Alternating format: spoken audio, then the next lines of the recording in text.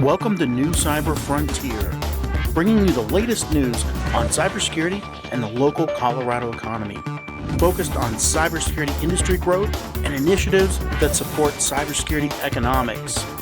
We hope this special series on blockchain builds your excitement for a possible future which empowers individual privacy.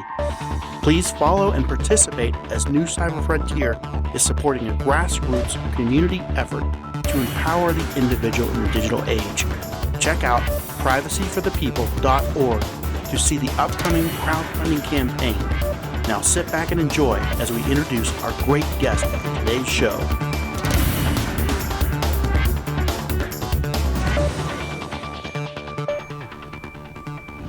Welcome to New Cyber Frontier. This is Dr. Wanda Tisby-Kuzar, and I am here with a special guest. And our special guest today is Samuel. He's with the company Amnet, and he has been with this company for 1 year. However, he has a lot to share to inform our listening audience. Samuel, welcome. Thank you. I'm very excited to be here. Very excited to have you. Can you share with us, from your perspective, what is the greatest problem or challenge you see in the cybersecurity industry? Yeah, absolutely. So, full name, Samuel Thomas Elliott. What I do professionally is I'm a business technology advisor with Amnet, as you said. We are a IT and cybersecurity managed service company. So, it is my job as a business technology advisor really to be on the sales side of things, but what we've learned is it's a lot more sitting down with executives and the decision makers to understand how much they understand about their IT and to see what they're struggling with. And oftentimes when I'm sitting down with a lot of these leaders, they don't always know what they're struggling with. So it makes it a very interesting conversation for me. Mm-hmm. So you are positioned to help them uncover what their needs are, basically. Yep. It's a lot of uncovering where are the systems at currently, how are they utilizing their systems, maybe what's the opportunity cost of a problem that continues to come up in their software or in their internet connectivity or even access to email, and trying to quantify that so they understand how it's affecting their business and being able to put it in terms of this is how solving this issue could really enable your business to improve your bottom line and then better serve your customers. When we speak of compliance, do you encounter any inhibitions from these executives? Compliance has been an interesting topic that I've dove into at great lengths. I'm kind of a legal nerd. I would have gone to law school if it didn't cost the amount of money it does and the amount of time it did. But I first had dove in with a prospect that was in the healthcare space, and I was surprised to see that they didn't have much of an understanding of what HIPAA compliance was. They knew it from a basic standpoint of we shouldn't be sharing personal health information, that PHI data, but they looked at that more of, locking files away in a cabinet, not from a making sure that if they're sending this PHI data over email, that it's actually being encrypted, let alone them ensuring that they're doing network audits and they're ensuring that they're monitoring their logs and no one has access into their network, therefore access into this data. Wow, that's interesting. Tell me about the communication between the IT department and executives.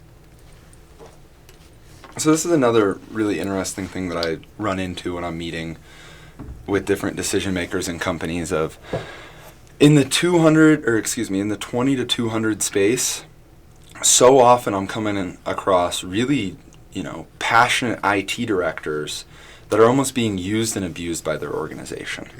When you're in that kind of employee space, oftentimes from 20 to 100, there's just one person managing all of IT. And they might have someone helping them with help desk, but I mean, in some of their words, and the one specific individual that really works his butt off for the organization, he just flat out told me, he goes, hey, my organization does not provide me the resources to really ever be proactive with our IT. I am constantly running from fire to fire, and it's not even possible for me to put it out because I don't have the tools, the resources, the budget. But what I am able to do is douse it with some water until another fire acts up, and then I have to run over there. So when it comes to the communication between the executives and those involved in IT, I really like to come in and be able to help and explain to the executives, this is what it's causing, kind of like what I was talking about earlier. And I want you to hold that thought, and we are going to take a quick break for our sponsors. Don't go away. Cyber Resilience Institute helps build strong cyber communities designed to prevent members from attack. Like building a neighborhood watch, it takes coordination and a sharing community to protect our identities and valuables in the virtual world. Typically, we hear that organizations know they need to do something to protect their cyber assets, but don't know where to begin. Let Cyber Resilience Institute help your community create an action plan. Cyber Resilience Institute will build your community or business marketplace so that it is designed to support a collective cyber defense.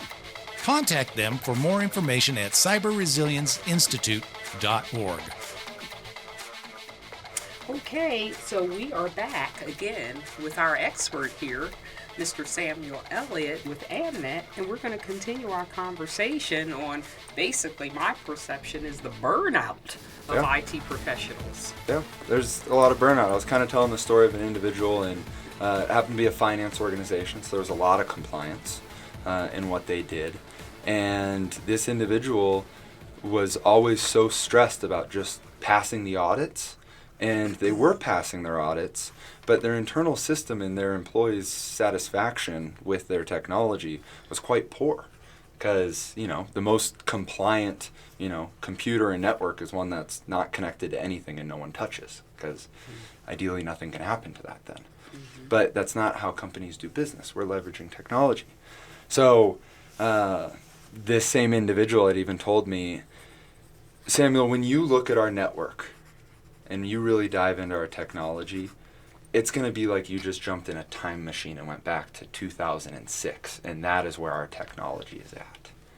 And I feel for a lot of these IT directors out there that they might not have the social skills or financial or business skills to explain why they need an increase in budget, to explain why they need to hire additional staff person, and show their decision makers, their executives, how spending more money on IT is going to enable the organization to work more effectively, to be more efficient, and overall increase their bottom line. Mm-hmm.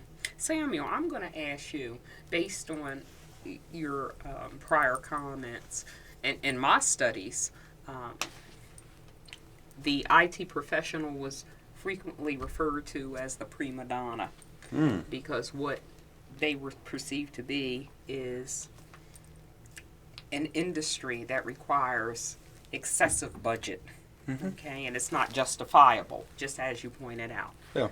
Do you have any ideas for how an IT professional can overcome that barrier? I mean, an IT director, they're a director. They're a manager. Just because they're in technology doesn't necessarily make them better than anyone else in the organization. And when you're in that manager or director, even if you're just owning something that is yours, you need to be able to communicate that with other people within the organization. And I've met with a lot of IT directors that the last thing they want is some guy in a tie walking in and asking them questions about their IT because they think, well, what do you know? Or they come from the standpoint of, well, I'm not on top of everything in a proactive sense. I'm being very reactive. Last thing I want to say to someone is that I'm not doing as good of a job as what I want. And then they have some job security issues. It's a fascinating time right now as more businesses are using and leveraging technology. how the relationship within a company in order to manage that technology is going. Would you consider your company being in a role of training and education where it comes to this lack of communication skills for IT So directors? we don't necessarily train specifically our clients who have their own internal IT department, because our model as a managed service provider, we do unlimited IT support, which is unlimited help desk, the managed network, backups, really anything in between. Okay. And when we are working with an organization that already has an IT department, such as one of our clients that's about 450 employees, they're really leveraging our team's expertise and our team's tools so that we can manage certain aspect of their IT responsibilities. So we don't directly train their staff, we train our staff, and that's one thing that really makes us different from a lot of the other managed service providers out there, is continued education is an absolute requirement and something that our organization pays for, because if we can get the job done more efficiently and faster by using more up-to-date and modern tools, that helps our company's bottom line. And our clients love it because they find solutions faster and they're not always waiting around on us. So you're kind of filling a gap for those organizations with 450 employees. Can you elaborate a little bit more on specifically what your focus is with your organizations that have 20 to 200 employees, as you had shared with me earlier? Yeah. Oftentimes in that space, they're slow to adapt technologies. They might not be slow to adapt, iPads out in the field, and some of the newer software, but they're slower to adapt, a properly managed IT department with a ticketing system. I come across a lot of organizations, they don't even have a ticketing system, and I'll ask their, one IT staff member, how do people let you know that they're having an issue, or that they're locked out of their email, or that they got a funny pop-up message on their computer? And they go, well, they text me, they sometimes email me. There's some people that they just put a sticky note on my desk. Oh my goodness. So we're able to come in and kind of help them understand best practices, understand where they're at, understand where they want to be, and then what steps to take in order to get there. And always considering budget. Budget is always a very important topic in the 20 to 200 space. Because oftentimes executives look at the IT department as a cost center. And I like to, come in with the challenge and figure out what the executives care about and make sure that they see the IT department as an enablement center, not a cost center. I like that, what you said there, an enablement center. Absolutely. Tell me, I am just surprised that these organizations with 20 to 200 employees don't have a ticketing system. I've had the benefit of never working for an organization like that. My business challenge in management has been getting the staff to utilize the ticketing system. Absolutely. Do you have any ideas for a person who is leading employees to get them to start using that ticketing system? Because I definitely see the value of that. Yeah. Earlier I said we don't train really the IT department specifically, but we definitely provide training to the employees. Because, employees is the biggest weakness within any organization. You can have a house with the best security system and locks on every window and door, but if an employee just unlocks it and opens it up, that's where breaches really happen. So we like to train the employees, and we often like to train the employees of, if you are having an issue, even though it looks minor, it might be the symptom of something bigger going on, and we want to make sure that you're filling out a ticket, that you're reporting that. Same thing with our cybersecurity awareness trainings. We absolutely love educating our community, whether they are our clients or not, on what a non-technical person needs to be aware of when it comes to cybersecurity, so that they can, help from the bottom up, and then we have our executive training so that they can help from the top down to ensure that organizations aren't in the news, aren't losing their reputation, aren't falling victim to ransomware. because that doesn't help our clients, that doesn't help our economy, and it doesn't help, the clients of those businesses. It sounds to me like you're really conscientious about serving employees, but at the same time saving face Absolutely. of those. And Absolutely. often we don't consider that to be a customer service area, but it's particularly important in maintaining those relationships in business. Can you elaborate a little bit more on that? I mean, the Target breach is a good example of Target's clients' data, customer data, was accessed because their HVAC partner, their network was compromised. And then that HVAC company had access to Target's network that then was connected to some of that sensitive data internally. And I mean, that hurt Target. And there's many studies out there that show consumers don't want to work with a company after a breach, and that consumers are being more conscientious. But as a whole, that HVAC company, what do you think the next time a company like Target is going to say when they're trying to sell them their services? What are you doing now that's going to make sure that a breach isn't going to happen again? Okay. Well, we're really excited about what you're offering, what we're discussing here, and we're going to have another break for our sponsors, and we'll be right back. All right.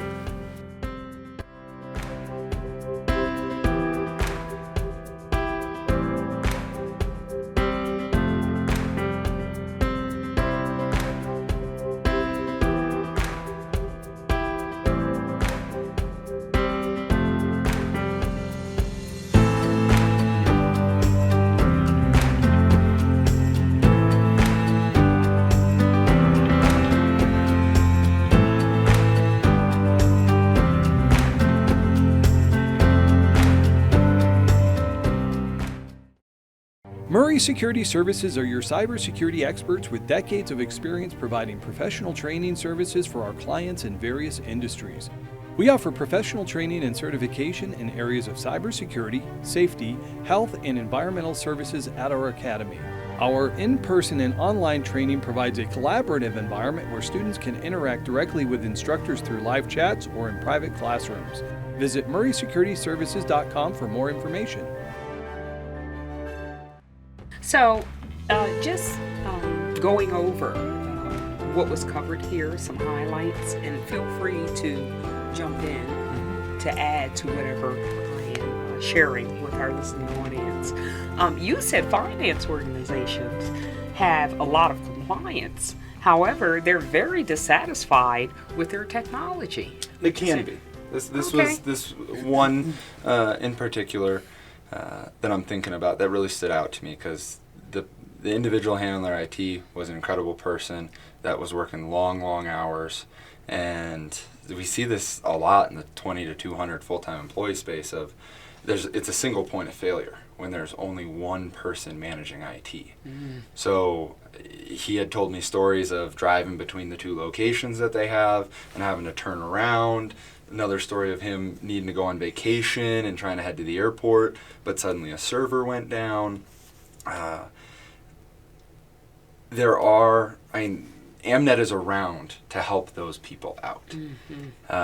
It's just really fascinating that we use technology in our everyday, but a lot of times organizations don't realize just how much it helps them run and be a successful organization. Therefore, it's sometimes hard for them to really want to invest in it, even if they do have regulatory compliance. Since, well, we've always passed the audit or we've never been breached, that doesn't mean that it's always going to go that way. And we really try and help individuals with that mindset understand, it's better to invest now and get stable, secure, and backed up than to do it when it's too late. And we were discussing economies of scale and that challenge that smaller organizations have. And I was just wondering if there are any ideas for co-oping services so IT directors can better manage the IT services, or some ways that organizations can get to a level of 450 employees. Yeah, and be able to properly manage it. Mm-hmm. So a big thing is, I mean, what is the right size for an organization to hire their first full-time IT staff member? Mm-hmm. Amnet has been around for 20 years. We are the most awarded IT service provider in the Pikes Peak region, and it's because we started with a lot of the smaller companies, and as they grew, we grew. We have a large construction company in town that they're at 250 employees, and they've never had to hire internal staff because our team has been able to grow with them. There's other organizations that as they grew, they had some specific requirements where it made sense to have some of the services in-house.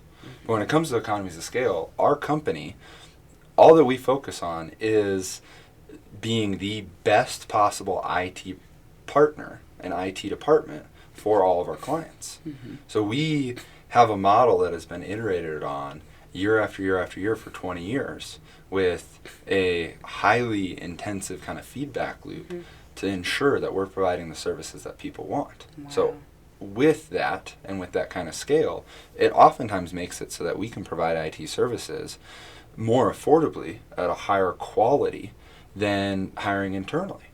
Okay.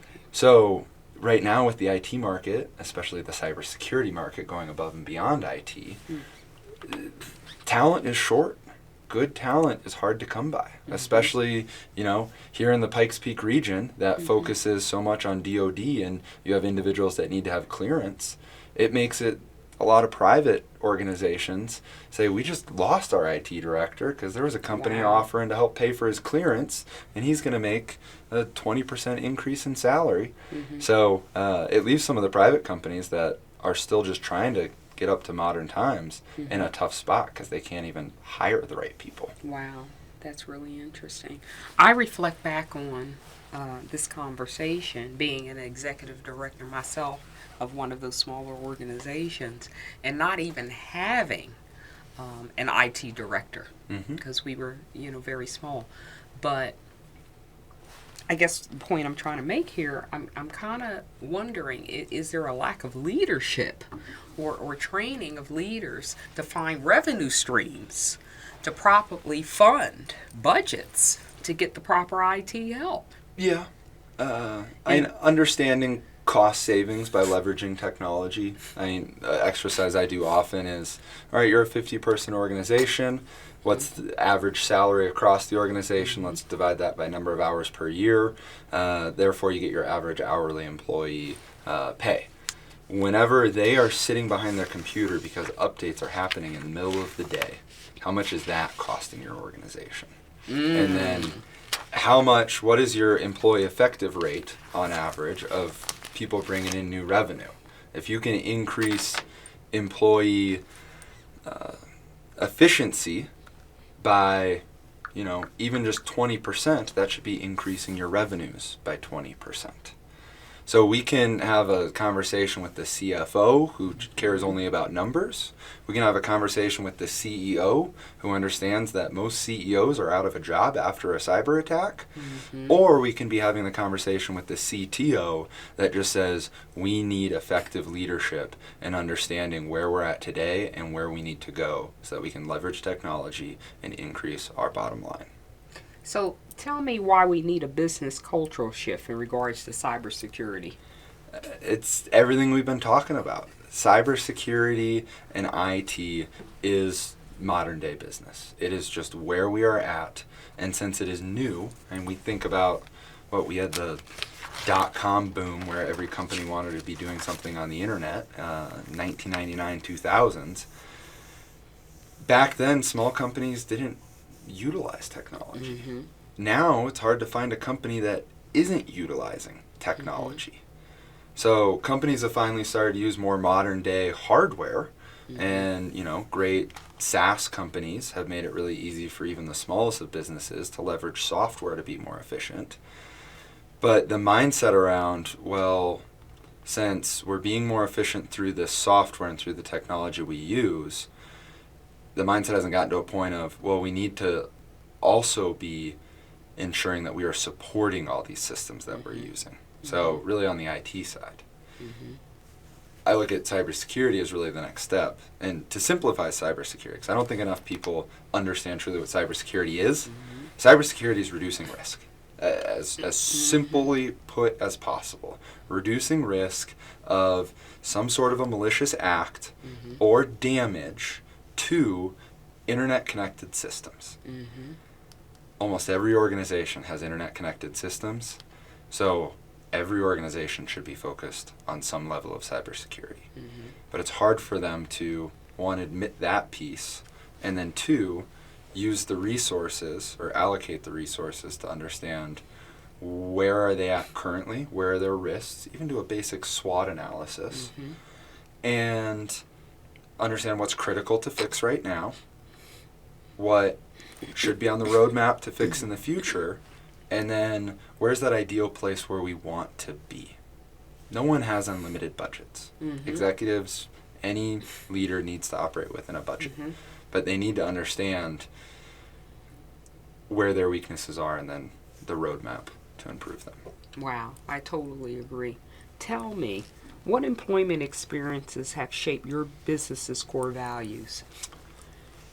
What employee experiences? Employment? Your employment experiences, even prior to coming to your organization. Amnet is kind of a dream company to be a part of, and that sounds cliche, but we focus heavily on company culture, because oftentimes, when you work with an IT department, and this is coming from the business standpoint, I do understand my audience here, the IT professionals tend to not be bubbly. They tend to, you have an issue, I'm going to fix your issue. All right, do you need anything else from me? No? All right, I'm going to go to the next issue, I'm going to fix the issue, and then move on to the next task. We believe that if our clients are happy, that if our employees are happy, our clients will be happy. And we make sure to have fun with our work. Our office is decorated in all superhero themes. Wow. We have big fat heads all over the place. Because we're in our office a lot, and our techs and our engineers, even though they're going out to client sites, our service desk, they're in the office from 8 to 5 minimum, and then on call beyond that. So we want to make sure that they're having fun. Their area of the office is called the Bat Cave. We got everything being superhero themed, and we just have fun with it. But it's nice to me as a person that's going out there, and I'm trying to see, one, what are some of these businesses' struggles? And then two, is Amnet a good company to help them overcome these struggles? Feels really good for me that when I make a promise of saying, yes, we can help you, not only do I believe and know that for a fact, but I probably also have a story of one of our former clients that was in a similar situation, and we helped them overcome that situation and get to a point where they go, yes, our IT rocks, we are stable, secure, and backed up. We know Amnet, they're our IT partner, and we feel good about it. And Amnet, we're not the only ones who do what we do.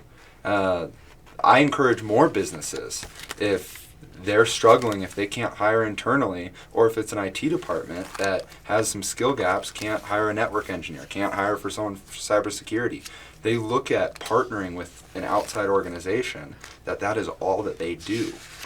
Don't be worried about losing your job. A lot of people get worried of, we're going to let an outside company do part of the IT. Have that conversation and see what they're going to be responsible for and execute on. And we're good people. Okay. We like to help. You spoke on fear of partnering. So how can someone looking to partner or collaborate contact you?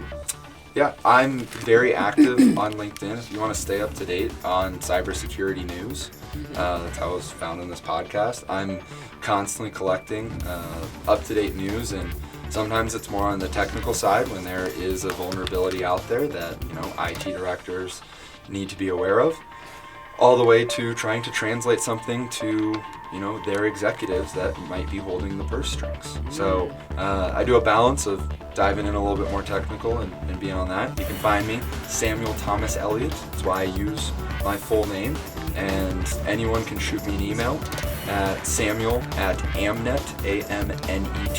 AMNET.net. Excellent. Well, Samuel Thomas Elliott, Why, thank you. we certainly appreciate your coming in today and spending time and taking time out of your very busy schedule, not only to educate our listening audience, but boy, have I been enlightened by much of what you've shared. I'm here to help people and provide value. Even if they don't work for my company or end up working with my company, I'm happy to spend an hour and see if I can connect some dots and point them in the right direction. Thank you very much. Thank you. We hope you have enjoyed this episode of New Cyber Frontier. Remember, please follow and participate as New Cyber Frontier is supporting a grassroots community effort to empower the individual in the digital age. Check it out at privacyforthepeople.org. Also, make sure to join our mailing list so we can keep you informed. If you have an idea, if you have a question you would like to hear answered, or if you just want to get involved in what we're doing, reach out to us at newcyberfrontier.com. We also encourage you to visit our sponsors links because they are the ones that really make this show possible. We look forward to seeing you on the next episode of New Cyber Frontier.